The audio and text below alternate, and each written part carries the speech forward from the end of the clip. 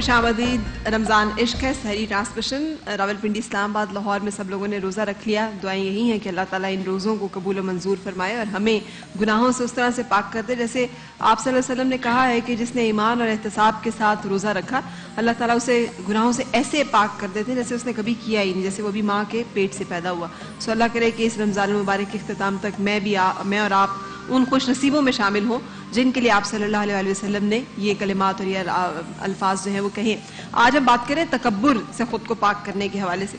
तो डॉक्टर साहब मैंने आपसे पूछा था कि कोई तकब्बुर का इलाज भी है अगर इंसान के दिल में कहीं कहीं ये ख्याल आने लगे कि वाह जनाब क्या बात है हमारी। देखिए, खुद एहतिसाबी ये हर चीज़ का इलाज है और मैं एक वाक़े के ज़रिए आपको समझाना चाहूँगा।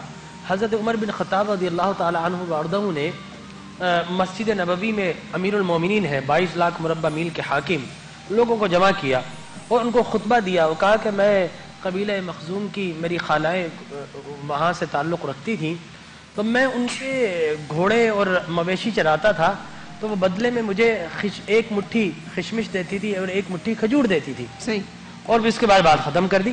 हज़रत अब्दुर्रहमान बिन औफ रज़ियल्लाहु ताला ने पूछा कि ऐ उमर, आपने इस बात के लिए लोगों को जमा कर लिया?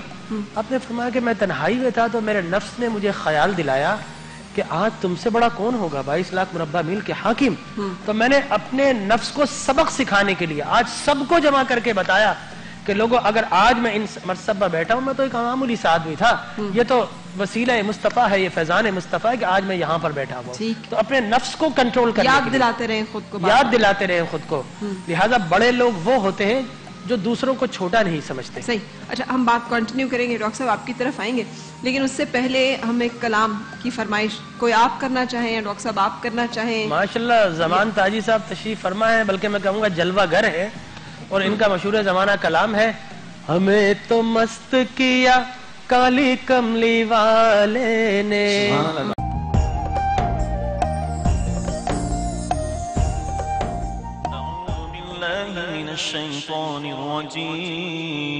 बिस्मिल्लाहिर रहमानिर रहीम।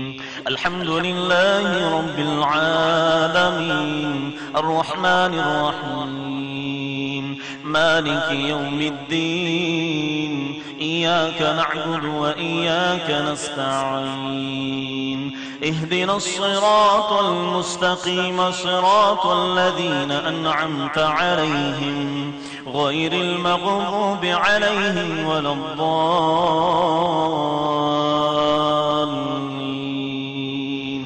आमीन। सुभान अल्लाह, सुभान अल्लाह। क्या बात है ज़मान ताजी साहब, जीते रहिए। क्या खूबसूरत कलाम आपने खूबसूरत अंदाज में पेश किया, शुक्रिया उसके लिए। अच्छा, वापस आते हैं अपने मौजू की तरफ जिसका मैंने आपसे तो पूछ लिया था, आपने बताया तकब्बुर का इलाज क्या है। डॉक्टर साहब आप कुछ अगर इसके बारे में बताना चाहें, इलाज क्या है अगर अपने अंदर कोई गुरूर, घुमंड, तकब्बुर का एहसास हो। मैंने सुना और हुज़ूर पाक सल्लल्लाहु अलैहि वसल्लम की एक हदीस मुबारका है कि जो तकब्बुर में पहल करता है वो तकब्बुर, जो सलाम में पहल करता है वो तकब्बुर से बरी है। तो इसका मतलब है कि सलाम करने से तकब्बुर जाता रहता है, लेकिन हमारे यहाँ तो सलाम तकब्बुर के इजहार का एक जरिया है। नौकर ने साहब को सलाम करना है, छोटे ने बड़े को सलाम करना है, किसी बड़े को ये गवारा नहीं होता कि वो किसी छोटे से सलाम करे। लोग इस पे उलझ पड़ते हैं, आपने हमें सलाम नहीं किया, आप तो हमें सलाम नहीं करते हैं।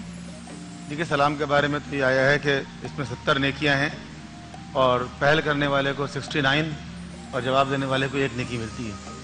तो इंसान अगर पहल करने वाले को 69 और जवाब देने वाले को 1 नेकी मिलती है। तो पहल करने वाले को अगर ये समझ में आ जाए कि इसके कितने फायदे हैं तो इंसान खुद ही पहल करे हर चीज़ में। और हुजूर सल्लल्लाहु सलाम में पहल किया करते थे, बच्चों को सलाम किया करते थे। हम तो बच्चों से एक्सपेक्ट करते हैं कि वो हमें सलाम करेंगे, हम तो दर्जों के लिहाज से सलाम करते हैं। इसी तरह जो शख्स बाहर से दाखिल होता है उसको चाहिए कि पहले से मौजूद लोगों को सलाम करे। ठीक है। आदाब ये नहीं कि बाहर से अगर बुजुर्ग दाखिल हो रहा है फिर भी बच्चे बुजुर्गों को सलाम करें। नहीं, अगर बाहर से बुजुर्ग दाखिल हो रहा है तो वो मौजूद हाजिर जो लोग हैं उनको सलाम करे। बहरहाल सलाम भी एक तरीका है इंसान के दिल से तकब्बुर दूर करने की। लेकिन सबसे अहम चीज़ जिसकी तरफ मैंने पहले इशारा किया था कि इंसान अपनी हकीकत को समझे कि मुझे किस चीज़ में फ़ख्र महसूस हो रहा है, वो क्या चीज़ है कि जिसको मैं समझता हूँ कि مجھے حاصل ہے اور دوسروں کو حاصل نہیں ہے. صحیح. فرض کریں اقتدار اختیار اس پہ بڑا تکبر ہوتا ہے, اکڑ آ جاتی ہے انسان کے اندر, وہ جو کہتے ہیں گردن میں سریا آ جاتا ہے. تو انسان دیکھے کہ بھئی مجھ سے پہلے جو بڑے بڑے صاحبان اقتدار تھے ان کا کیا انجام ہوا, فرعون کا کیا انجام ہوا, زمین کھا گئی آسمان کیسے, زمین کھا گئی آسمان کیسے کیسے. تو اس چیز کو دیکھ لے انسان. مال و دولت کی وجہ سے اگر تکبر ہے تو انسان دیکھیے کہ نمرود کا کیا انجام ہوا, حامان کا کیا انجام ہوا, یعنی ہر چیز کے انجام کو سامنے, اس کے بھیانک انجام کو دیکھ لے کہ وہ چیز ایسی نہیں ہے جو باقی رہنے والی ہے. اچھا, اکڑ کے چلنا, اللہ تعالیٰ نے اس کی سختی سے ممانعت کی ہے کہ زمین میں اکڑ کے نا چلو تم زمین کو پھاڑ نہیں سکتے, لیکن کچھ جگہوں پہ جیسے رمل ہے خانہ کعبہ کے طواف کے وقت, وہاں پہ حکم ہے کہ اکڑ کے آپ پوری شان و شوکت کے ساتھ, سرکار کی سنت ہے. ہاں سنت ہے. تو یہ پھر اب کیسے پتہ چلے گا کہ ہم بعض اوقات اپنے آپ کو کیری کرنے کے لیے لوگوں کے درمیان اچھی طرح سے اپنی شخصیت کو, یہ میں سوال کا جواب یہ دیں گے, یہ دراصل تکبر کو ختم کرنے کے لیے کیا گیا تھا. اچھا, یا کڑ اس لیے کہ کفار و مشرکین مکہ سمجھتے تھے ہم اہل زبان ہیں, ہم بڑے طاقتور ہیں, اور ہم کعبۃ اللہ میں رہنے والے, اور ہم اجعلتم سقایۃ الحاج و امامۃ المسجد الحرام, ہم مسجد حرام کے قریب رہنے والے, حاجیوں کو پانی پلانے والے. تو یہ جو انصار ہیں یہ غریب غربا, یہ آل رسول خدا صلی اللہ علیہ وسلم نے فرمایا کہ نہیں, اب تم انہیں اپنی طاقت دکھاؤ, اسٹرینتھ دکھاؤ, تاکہ تکبر کا علاج ایک یہ بھی ہے. اچھا, کہ جو تکبر والا ہے اگر اپنے سے بڑے کو دیکھتا ہے تو پھر اسے پتا چلتا ہے کہ نہیں,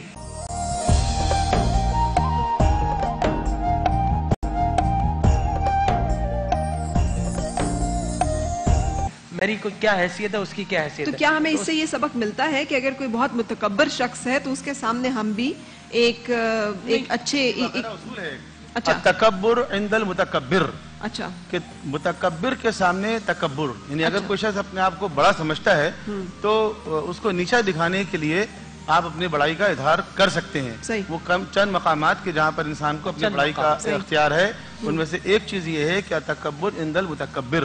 دوسرا وہ مقام ہے کہ جہاں مقام احتجاج ہوتا ہے, کہ جہاں کوئی آپ کی حیثیت کو, جو آپ کی واقعی حیثیت ہے, اس کو ٹرن ڈاؤن کرنا چاہتا ہے اور وہ قبول نہیں کرنا چاہتا, وہاں اظہار کے لیے, اپنی حیثیت منوانے کے لیے جائز ہے. تو وہاں پر انسان اپنی بڑائی کو بیان کر سکتا ہے. اور وہ جو طواف کی آپ بات کر رہی ہیں وہ ایک خاص کانٹیکسٹ میں ہے, اور وہ اس وقت ہے کہ جب صلح حدیبیہ کے بعد آپ تشریف لے کر گئے مسلمان, اور دور کھڑے ہوئے مشرکین دیکھ رہے تھے ان کے سردار کے بھئی مسلمان جو ہیں وہ کس طرح طواف کرتے ہیں. تو حضور نے اس وقت صحابہ اکرام سے کہا تھا کہ آپ جو ہے وہ اس طرح طواف کریں کہ مثلا احرام سے اپنا ہاتھ باہر رکھیں, تیز تیز بھاگ بھاگ کر طواف کریں, تاکہ مشرکین پر ایک روب قائم ہو کہ مسلمان بہت ایکٹیو ہیں, الرٹ ہیں, طاقتور ہیں, یہ دکھانے کے لیے, نہ یہ کہ تکبر کے لیے. اچھا, یہ بھی ہے, لیکن اس کا دوسرا پہلو اور بھی ہے. یعنی ایک تو یہ انداز ہے اسلام کی شوکت دکھانے کے لیے, اپنی خود نمائنی, اسلام کی شان دکھانے کے لیے یہ ہے. اور دوسرا ایک انسان کی شان دکھانے کے لیے, جب آپ فتح مکہ فاتح کی حیثیت سے داخل ہوئے, جو فاتحین کی گزرگاہ ہوتی ہیں وہاں تو انسانی اسکلز کے, ان کے سروں کے مینارے بنائے ہوئے, لیکن سرکار دو عالم صلی اللہ علیہ وسلم نے اس دن انسانیت کو کیا معراج عطا فرمائی. وہ حبشی النسل, وہ نیگرو, وہ بلیک, وہ کالا, جس کو دنیا کہتی تھی, آپ نے فرمایا کہ بلال جاؤ تم کعبہ کی چھت پر کھڑے ہو جاؤ. سارے سرخ و سفید چمڑی والے, رنگت والے بلال پر رش کر رہے ہیں, کوئی جیلس ہو رہا ہے, لیکن بلال کعبہ کی چھت پر کھڑے ہیں. اور میں سمجھتا ہوں دور غلامی کی جتنی تھکاوٹ تھی حضرت بلال کی, ایک لمحے میں آقا کائنات حضور اکرم صلی اللہ علیہ وسلم نے ختم فرما دی. اور انسان کو کیا شان عطا فرمائی کہ سارے سرخ و سفید والے نیچے کھڑے ہیں, اور وہ حبشی النسل بلال کعبہ کی چھت پر کھڑا ہے. اور حضرت بلال کہتے ہیں یا رسول اللہ, دیکھتے ہیں حیران و پریشان, اس سے پہلے تو سامنے کعبہ, پھر میں اذان دیتا تھا, اب تو کعبہ کی چھت پر کھڑا ہوں, میرا رخ کہاں پر ہونا چاہیے. سرکار مسکراتے ہیں کہ بلال تو کعبہ کی چھت پر کھڑا ہے, تیرے سامنے کعبہ کا کعبہ کھڑا ہے. لہذا بلال حضور کے روئے مبارک رخ انور کی جانب دیکھ کر اذان کہتے ہیں. تو وہ منظر بھی انسانیت کی شان اور بلندی کے لیے. اور آپ صلی اللہ علیہ وسلم کا وہ قول مبارک, حجت الوداع کا خطبہ, کسی عربی کو کسی اجمی پر, کسی گورے کو کسی کالے پر کوئی فوقیت نہیں, اگر فوقیت ہے تو تقویٰ کی بنیاد پر. اس کا عملی نمونہ ہمیں ان ساری چیزوں سے مل گیا. اکڑ اکڑ کر چلنے کے لیے ایک حدیث پہ مولانا کی طرف جائیے گا کہ حضور اکرم صلی اللہ علیہ وسلم نے دو احادیث کوٹ کروں. ایک آپ نے فرمایا کہ پچھلے زمانوں میں ایک شخص تھا جو زمین پر اکڑ کر چلتا تھا, اللہ نے اسے دھسا دیا اور قیامت تک اب زمین میں دھستا رہے گا. اور دوسری حدیث مبارک سرکار کائنات صلی اللہ علیہ وسلم نے فرمایا کل قیامت میں جو اس دنیا میں تکبر کرتا ہوگا کل قیامت میں اللہ تبارک و تعالی اسے چیونٹیوں کی طرح کر دے گا اور لوگوں کے پیروں تلے آ کر مسلے جائیں گے، اس لیے کہ وہ دنیا میں لوگوں کو چیونٹیوں کی طرح مسلا کرتے تھے اپنے تکبر کی وجہ سے۔ اس لیے اللہ تبارک و تعالی صدا دیتا ہے کہ لوگوں یہ عظمت میرا اوزار ہے اور تکبر میری چادر ہے، جس نے یہ چادر مجھ سے چھیننے کی کوشش کی میں اسے جہنم کے گڑھے میں ڈال دوں گا۔ بالکل صحیح۔ اچھا مولانا صاحب، میں واپس آتی ہوں اکڑ کے چلنے کے اس کے اوپر۔ ہم جب ڈریس لیتے ہیں نا تو ڈیزائنر ہمیں ساتھ کہتا ہے کیری کیجئے گا، اسے ذرا کیری کرنا مطلب ہے اب تھوڑا سا اسے ذرا شان و شوکت کے ساتھ پہنیے گا۔ تو اب کیا کون سی ایسی چال ہے جو تواضع اور انکساری کی چال ہوگی؟ مجھے حضرت عمر رضی اللہ تعالیٰ عنہ کا وہ واقعہ بھی یاد آ رہا ہے کہ ایک شخص بڑا گھسیٹ کے پاؤں چل رہا تھا اور بڑا آہستگی سے چل رہا تھا، تو پیچھے اس کے کوڑا مارا اور کہا کہ تم بیمار ہو، اگر بیمار نہیں ہو تو صحت مندوں کی چال کیوں نہیں چلتے؟ ایسا ایک واقعہ ہے۔ تو پھر کیسے ہم نے چلنا ہے اور کیا چال اختیار کرنی ہے؟ دیکھیں، سب سے پہلے تو اللہ کی نبی کی زندگی ہے جس میں دیکھنے سے چلنے سے وہ آپ صلی اللہ علیہ وسلم جب چلتے تھے نا، جیسے اوپر سے بندہ نیچے اتر رہا ہو یا نیچے سے بندہ اوپر جا رہا ہو، تو جب بندہ نیچے سے اوپر کی طرف یوں جاتا ہے تو وہ جھکا ہوتا ہے، اس کا اوپر جاتا ہے، اور اوپر سے نیچے کی طرف آ رہا ہوتا ہے وہ بھی تھوڑا سا جھکا ہی ہوتا ہے۔ معذرت قطع کلامی کی معافی دیجیے گا، یہیں سے گفتگو میں شروع کروں گی کیونکہ بریک کا ٹائم بڑا فکس ہے، سو بریک کے لیے چل رہے ہیں اس وقت۔